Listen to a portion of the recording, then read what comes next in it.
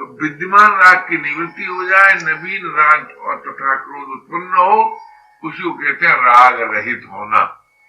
अब ये राग रहित होना, ये कोई, इसका कोई दृश्य नहीं बना सकते आप कि ऐसा रहना सहना ढंग ऐसा होगा तब वो राग रहित कहलाएगा।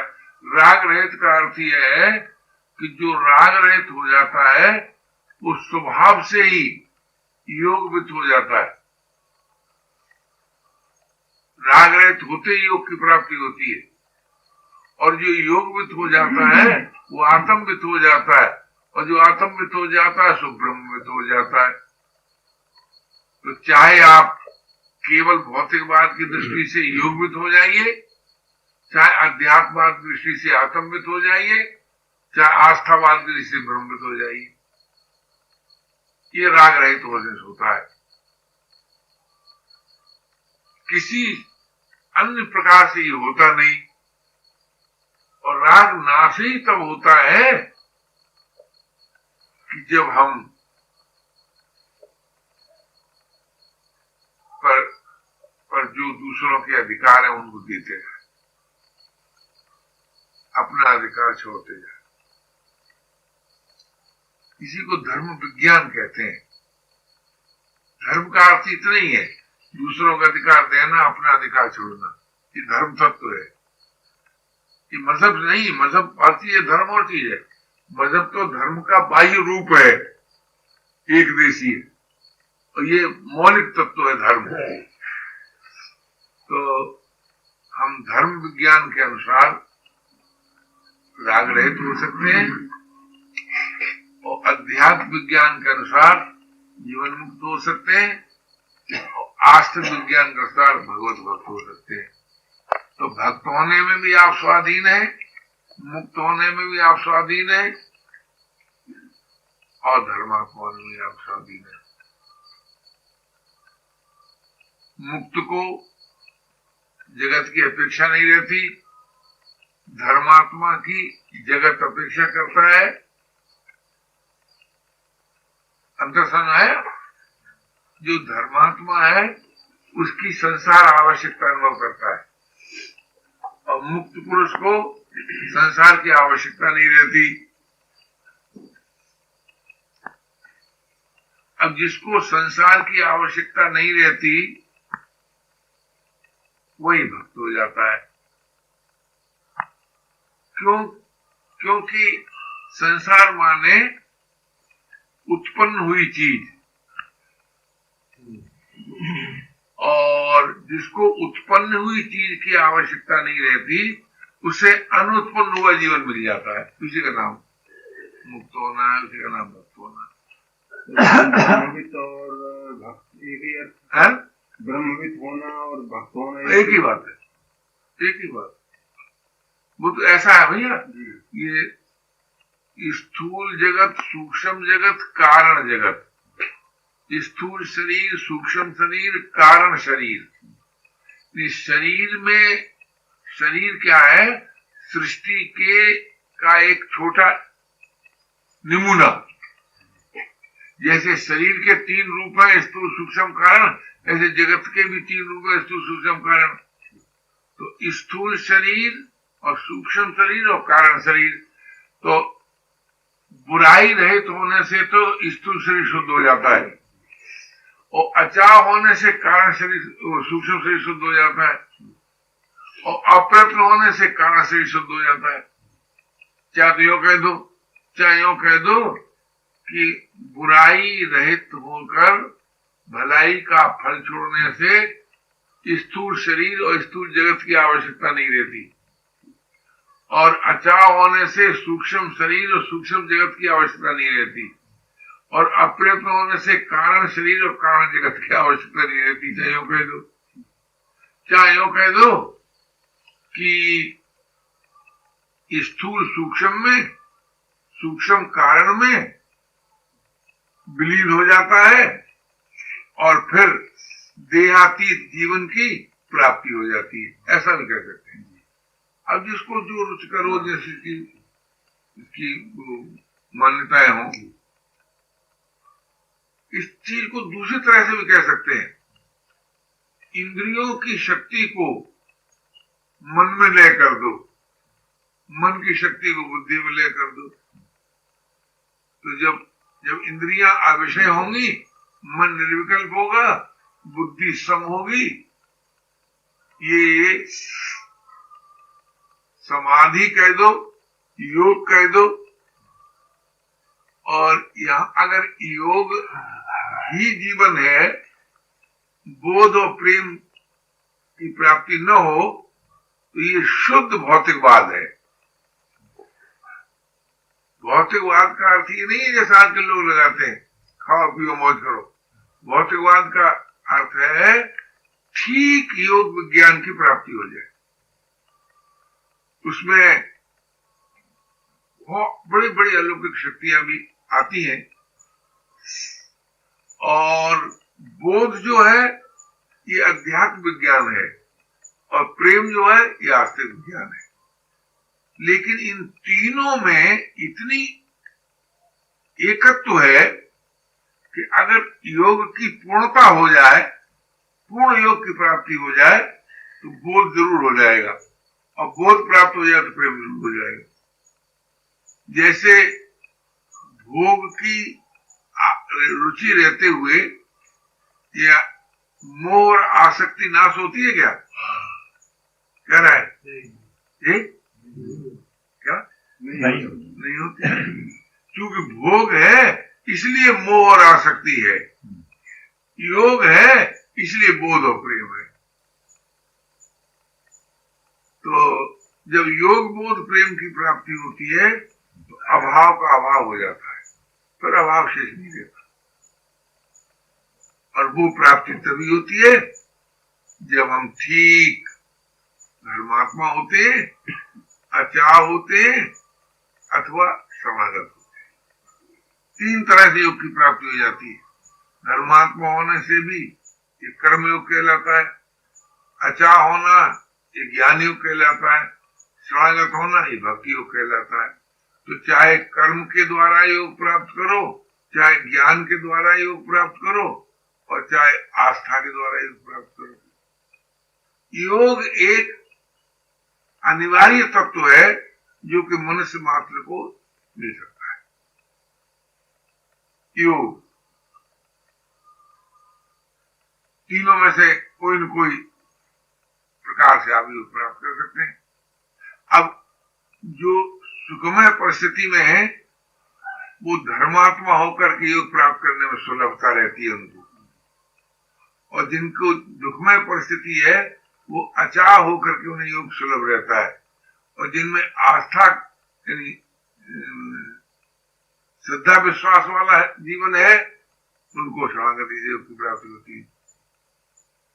अब अपनी बनावट देखो कि आप में आस्था श्रद्धा विश्वास की प्रबलता है कि दुख की प्रबलता है कि सुख की सबलता है। अगर सुखमय जीवन है तो धर्मात्मा होना अनिवार्य है, अगर दुखमय जीवन है तो अचाह होना अनिवार्य है, अगर आस्थावान जीवन है तो शरणागत होना अनिवार्य है। इनमें से किसी के द्वारा एक भी आप राग रहित होकर योग बोध प्रेम को प्राप्त कर सकते हैं। जीवन की पूर्णता में तीनों आ जाएंगे ना? तीनों आ जाएंगे। अकिंचन ऐसा होने के बाद प्रयत्न होना क्या? जो अकिंचन और अचा होने के बाद ये एक अहम कृति भी तो होती है, करने का भी दुरुस्त आता है ना। हाँ। जैसे आप अपने जीवन में देखिए कि जब हम कहते बैठो पापा पैर दबाओ तो कैसा लगता है, तो कहते बहुत अच्छा लगता है, बैठने से भी ज्यादा शांति लगती है। तो एक अहंकृति का भी सुख होता है। अच्छा। मैं कुछ कर रहा हूं इस बात का भी सुख होता है। अहंकृति न, मुझे अपने लिए कुछ भी करना शेष नहीं है, इसको अपने अपने कहते हैं। करना शेष नहीं है, अपने लिए कुछ भी करना शेष नहीं है, ये अहंकृति रहते होंगे। ये अपने अध्यात्मवाद है, शुद्ध अध्यात्मवाद। अच्छा, इसमें आस्था में भी आस्था में देखो तो ये तो आस्था का अर्थ होता है कि जिसने अपनी असमर्थता से पीड़ित होकर सर्व समर्थ का आश्रय ले लिया, तो आस्था में भी तीनों बातें आ जाएंगी अपने आप, और धर्मात्मा में भी तीनों बातें आ जाएंगी, और अध्यात्म में तीनों बातें आ जाएंगी, बचेगा नहीं। आस्था का मतलब क्या है? जैसे अगर विचार करके देखा जाए तो परमात्मा का मानना क्यों जरूरी है? देखा तो है नहीं, समझ में आता नहीं है, बोलो।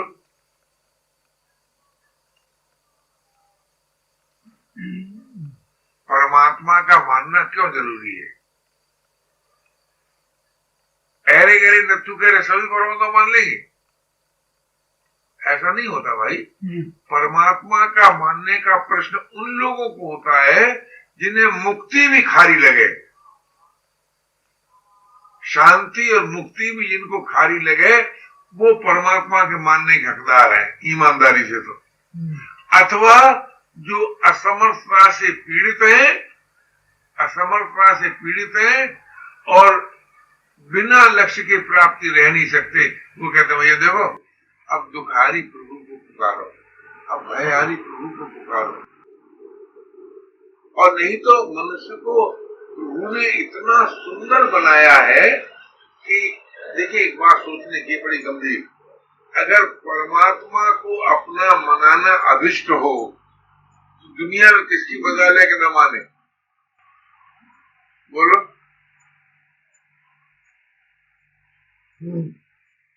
अहमद किसी की नहीं, लेकिन परमात्मा को अपना मनाना अभिष्ट नहीं है।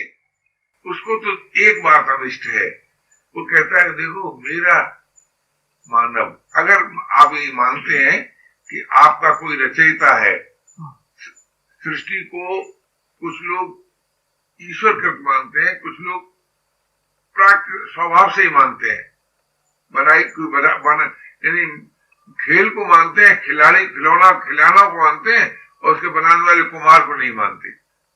ऐसे दोनों सिद्धांत है। तो जो लोग सृष्टि को अनादि और अनुत्पन्न हुई मानते हैं और सृष्टिकर्ता को नहीं मानते हैं, उन्हें धर्मात्मा होना पड़ता है और अचा होना पड़ता है। आप सृष्टि का विधान मानोगे कि नहीं? सृष्टि का विधान क्या है? मेरे साथ कोई बुराई न करे, तो बुराई रहे तो ना, सृष्टि का विधान हो गया। अच्छा, और मुझसे सबल मेरी सहायता करें तो सहयोग देना विधान हो गया। तो जो सृष्टि को माने या परमात्मा को न माने, उसको भी ये दो बातें माननी पड़ेगी कि नहीं? सहयोग और बुराई रहित होना। जी जी। तो बुराई रहित होने से क्या होगा? तुम भले हो जाओगे। भले होने से क्या होगा? तुम्हारे द्वारा भलाई होगी। अगर उस होने वाली भलाई का फल भोगोगे तो आप फिर पराधीन हो जाएंगे, क्योंकि कर्म फल भोग की रुचि से ही ना मनुष्य पराधीन होता है। आपने दान दिया और उसका फल आपको चाहिए, तो फल तो प्राकृतिक बनेगा, क्या रहा है? तो दान का फल चाहने वाला पराधीन होगा कि स्वाधीन? अच्छा, तप का फल चाहने वाला पराधीन होगा कि स्वाधीन? सोचो। तो लेकिन तब आगे आपके सामने प्रश्न पैदा होगा कि भाई मैंने भलाई तो की, पर इसका फल मुझको नहीं चाहिए, इन्हीं अचा होना पड़ेगा। तो अचा होने से क्या होता है कि जगत की तो निवृत्ति हो जाती है, और जो जगत की उत्पत्ति से पूर्व है, जगत काल में है, न रहने पर भी है, उसकी प्राप्ति हो जाती है। इसलिए अचा होना एक ऐसी सुंदर साधना है कि परमात्मा तो मिल जाता है, मानो तो न मानो तो, और जगत छूट जाता है। चाहे उसे सत्य मानो तब भी छूट जाएगा, मिथ्या मानो तब भी छूट जाएगा, अनित्य मानो तब भी छूट जाएगा। तो अब अचाह होने की तैयारी कौन कर सकता है? जिसे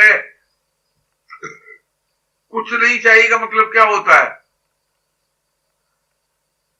बोलो, थोड़ा चाहिए थोड़ी होता है। कुछ नहीं चाहिए मतलब होता है कुछ नहीं चाहिए, न भोग चाहिए न मोक्ष चाहिए। तो जो भोग मोक्ष निराकांक्षी है वो होता है भगवत भक्त, और जो मोक्षार्थी है उसे मोक्ष प्राप्त होती है, भोगार्थी उसे भोग प्राप्त होता है। तो सकाम कर्म से भोग प्राप्त होता है, निष्काम कर्म से मोक्ष प्राप्त होता है। परमात्मा को मानने की जरूरत ही नहीं है। लेकिन नहीं भाई, जिसे मोक्ष भी खारी लगे वो परमात्मा को माने, ऐसा है। इतना परमात्मा का मानना एक अत्यंत बहुत ही उच्च कोटि की बात है, अगर किसी को जैसे तो। अनि मोक्ष के आनंद में लोग परमात्मा को मानते भैया? परमात्मा थोड़ी कहने आया है तुम मुझको मान लो, और परमात्मा को बनाना हो तुम्हारी हिम्मत है क्या? अभी अभी ऐसा विधान बना दे परमात्मा कि देखो, अगर तुम मुझे नहीं मानोगे तो मैं तुमको श्वास नहीं लेने दूंगा, तो दम घुटने लगे तो मानोगे नहीं? क्या रहा है? मानना पड़े।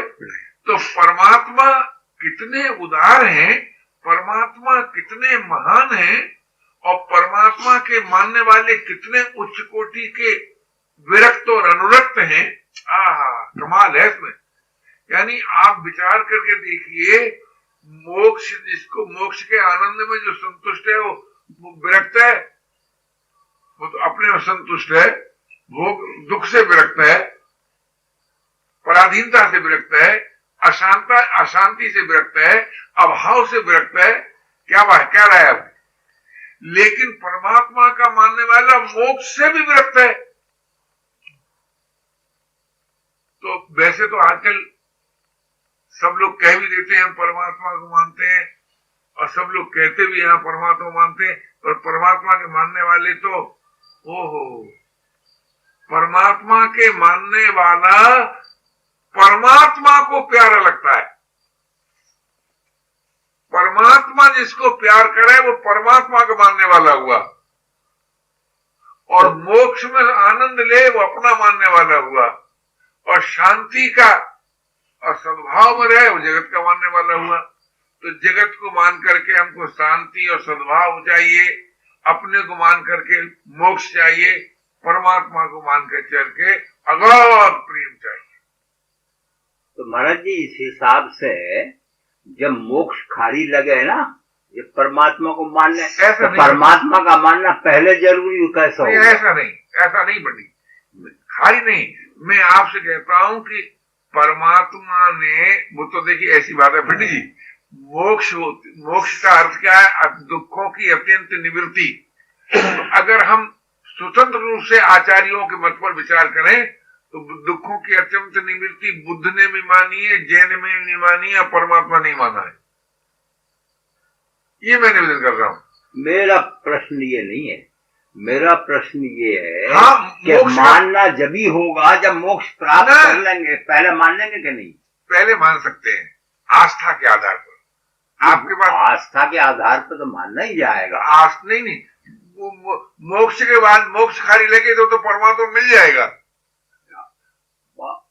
मेरी समझ में ऐसा ही आया था कि मोक्ष खाली मिलने पर परमात्मा को अपनाया जाएगा। नहीं पंडित, ये नहीं कहा मैंने। ये कहा है कि जो मोक्षार्थी है वो विरक्त है भोग से, और जो प्रेमार्थी है वो मोक्ष से विरक्त है, ये कहा था।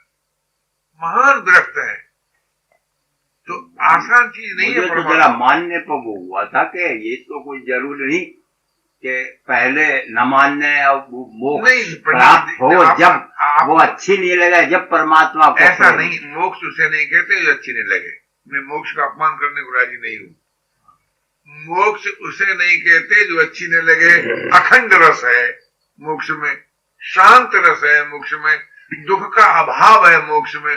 मोक्ष को घटिया चीज थोड़ी है जो अच्छी नहीं लगेगी, लेकिन वो तो मोक्ष उन लोगों की चीज है कि जिन्होंने परमात्मा के अस्तित्व को नहीं माना तो भी उन्हें मोक्ष तो चाहिए। ऐसे जिन्होंने अपने अस्तित्व को नहीं माना उन्हें भी तो दुखों की निवृत्ति चाहिए। इस तरह से मैं बोल रहा हूं पंडित। मेरा निवेदन यह है कि भगवान बुद्ध ने निर्वाण शब्द इस्तेमाल किया, मोक्ष शब्द इस्तेमाल नहीं किया। और और चार उन्होंने सत्य रख दिए, दुख है, उसका कारण है, उपाय है और निवृत्ति है। तो दुख की अत्यंत निवृत्ति कह के बस मौन हो गए। अच्छा, जैन मत ने मोक्ष को सामने रख दिया, आत्मा शब्द को रख के कि आत्मवित हो जाओ, मोक्ष मोक्ष प्राप्त हो जाए, अध्यात्म कह के चुप हो गए। तो भक्तों ने परमात्मा की बात कही। तो मैं ये निवेदन कर रहा था कि ये तीनों के रस में भेद है। वैसे तो मोक्षार्थी कब तक है? जब तक मोक्ष नहीं हुआ, अहम रहेगा ही नहीं मोक्ष में। दुखी कब तक? जब दुखांत नहीं हुआ, दुखी रहेगा ही नहीं। तो परिच्छिन्नता का तो नाश हो जाएगा तीनों प्रकार से, ऐसा नहीं कि नहीं हो जाएगा। लेकिन मैं आपसे निवेदन करता हूं कि आस्था के आधार पर परमात्मा माना जाता है, ज्ञान के द्वारा परमात्मा को सिद्ध नहीं किया जाता, प्रमाण से परमात्मा को सिद्ध करते हैं। प्रमाण में तात्पर्य होता है आस्था का। हम पहले स्वीकार करें कि हम श्रुति भगवती को मानते हैं, तो श्रुति भगवती से परमात्मा की चर्चा चली है। इसलिए मैं आपसे निवेदन किया, और इसी आधार पर हमने एक बार करपात्री जी मुझे सुना था कि हम तो ब्रह्म को इसलिए मानते हैं, उसकी चर्चा वेद में है। वेद को मानते हैं, वेद के आधार पर ब्रह्म को मानते हैं। हम गीता को इसलिए नहीं मानते, कृष्ण को इसलिए मानते हैं कि उसकी चर्चा गीता में। तो ये एक जो शास्त्रवाद है वो परमात्मावाद कहलाता है शुद्ध रूप से। अब शास्त्र सभी है, मोक्ष का भी शास्त्र है, धर्म का भी शास्त्र, धर्म शास्त्र, अध्यात्म शास्त्र, आस्तिक शास्त्र, और तीनों मान लेते हैं। इसलिए मैं तो उस दृष्टि से निवेदन कर रहा हूं कि परमात्मा का मानना बहुत महान काम है।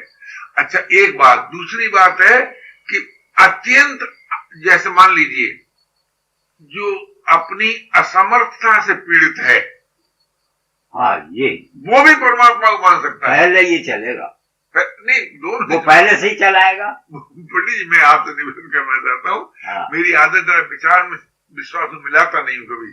मेरा निवेदन ये है कि जो असमर्थता से पीड़ित है,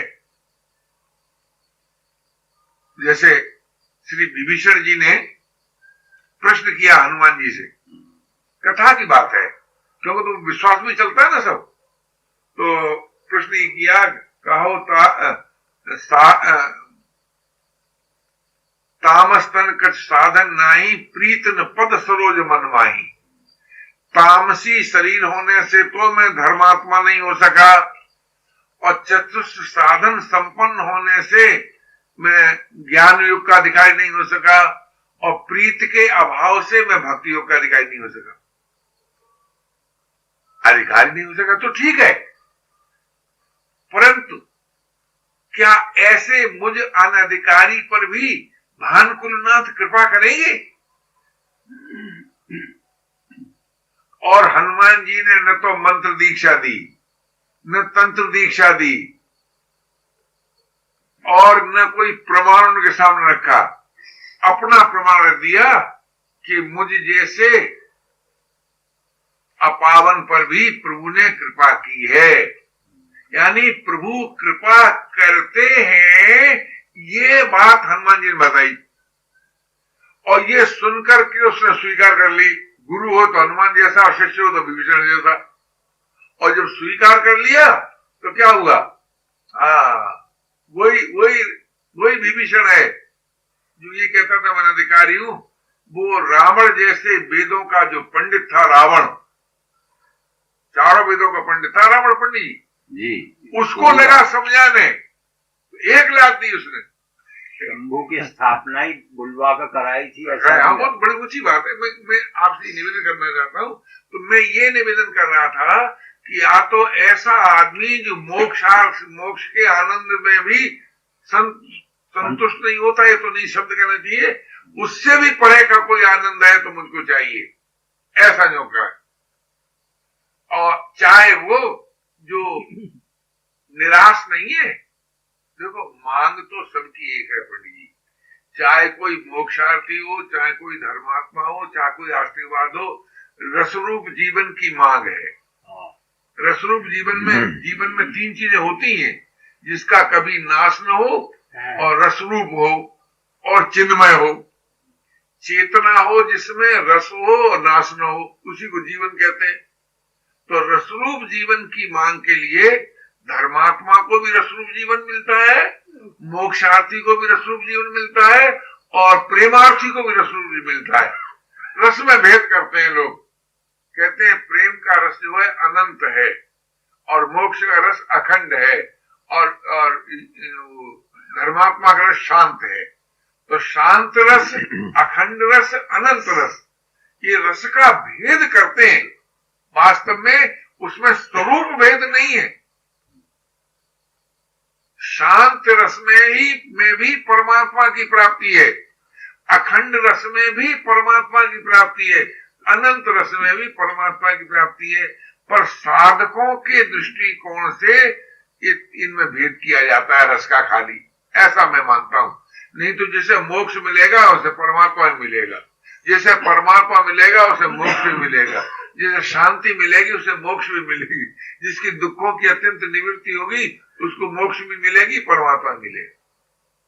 चीज तो एक है ना, मांग तो अनेक नहीं है, मांग तो एक है। तो मैं ये निवेदन कर रहा था कि हम इस बात को सोचें कि अगर हमें अभाव नहीं सहा जाता तो भाई अभाव का अभाव हो सकता है अचाह होने से। एक उपाय सोचे, बहुत से न सोचे। अब अचाह किस किस प्रकार से बनेंगे आप, उस पर आपको सोचना पड़ेगा कि भाई जब तक मैं अपना करके कुछ ही मानूंगा तब तक अचाह हो ही नहीं सकता, अथवा जब तक भगवान को अपना नहीं मानूंगा तब तक अचाह हो ही नहीं सकता।